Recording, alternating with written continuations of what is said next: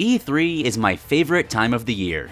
There is nothing I enjoy more than hearing about brand new games I'll get to play in the future. Like the one I made on the various games of 2017, this will be a rapid-fire run-through of the announcements that caught my attention, from my least to most favorite. There won't be an overarching point I'm trying to make with this video, I'm just sharing what I liked and disliked.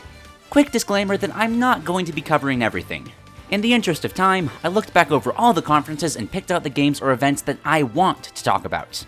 There were more games in the conferences that I really liked, but I haven't got anything to add to the conversation other than, yeah, see this? This is cool. This right here, can't wait to play that. Hey, that's pretty hype. Things like that. I'm skipping over them. Let's begin. I've been rather sick lately, which led me to sleep through the initial EA press conference.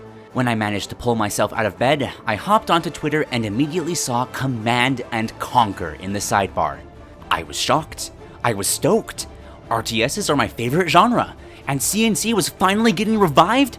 I gotta see this as soon as and it's a mobile game. Oh. I'll still play it because I want to show that there's still interest in the franchise, but why?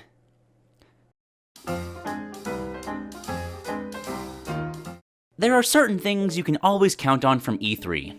Awkward forced gameplay commentary, boring technical presentations, a Just Dance acid trip, but one of my favorites is the Forza reveal.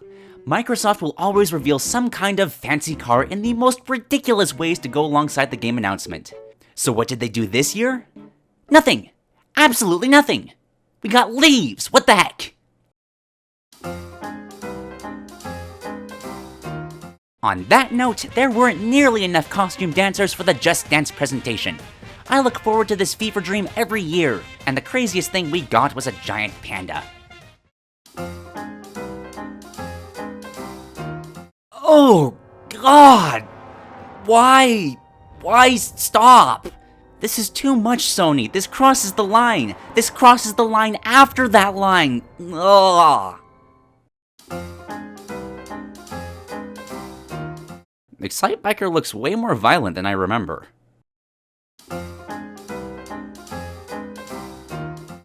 I could not have cared less about Starlink, but then this happened. Let's rock and roll, boys! It goes to show the power of Nintendo's franchises. You slap some Star Fox branding on the game and my neck nearly broke from the whiplash. I need this R-Wing. I need it now.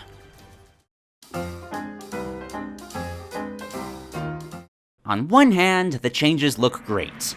You've got battalions alongside your character, making this seem like an actual war, which is awesome, but I've been burnt by recent Fire Emblem games. Fates in particular really disappointed me. I'm going to have to see more about this before I get excited.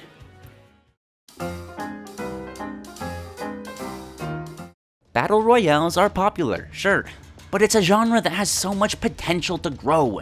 Entire settings that haven't been touched, new genres it could cross over with. And on that note, Rapture Rejects is amazing. One of the most hilarious concepts I've seen for a video game. I know this game has been panned for a lack of content, which is wholly justified, but I still love it.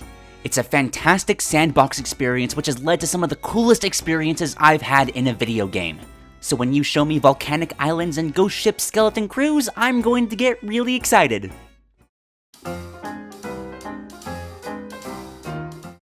Now here's what I wanted Sea of Thieves to be like. Super intense multi-ship battles where you raid merchants, take down warships, and turn on your allies. It doesn't seem as sandboxy as Sea of Thieves, so I'm not sure I'm going to like it as much as a player interactive experience, but the gameplay looks to be so much better. You can't have too many pirate games.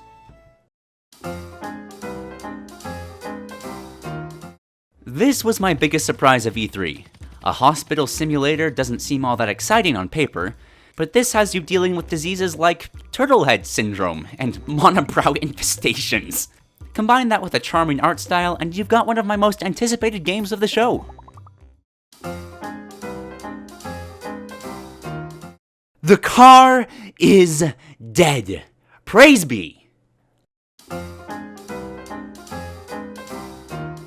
I'm just as excited for Kingdom Hearts 3 as the next Disney geek. We've got new worlds, weapons, new story beats that I don't quite understand. We even got a release date. But, Sora, what happened to your voice? I know I said I was going to skip over things that I didn't have much to say about, but I want to highlight the Cuphead DLC in particular. I cannot wait for more Cuphead.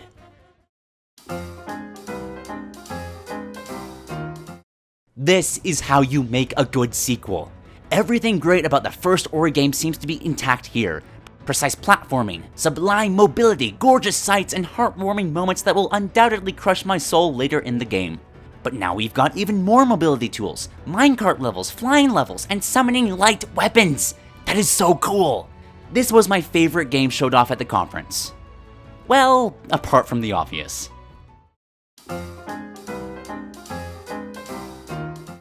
Oh god, where do I even begin? Every character is coming back. Pichu, Pokemon Trainer, Wolf, Snake, even young Link! Every character has been changed up. There are unlockables for days! And we finally got Ridley! I'm still having a hard time processing everything that was shown here. Smash Bros. Has always felt like a tribute to video game history, but this feels like a tribute to Smash Bros. Itself. A celebration of a celebration. The Smash Bros. After party, if you will. And I cannot wait to see more. But why you gotta disrespect Waluigi like that?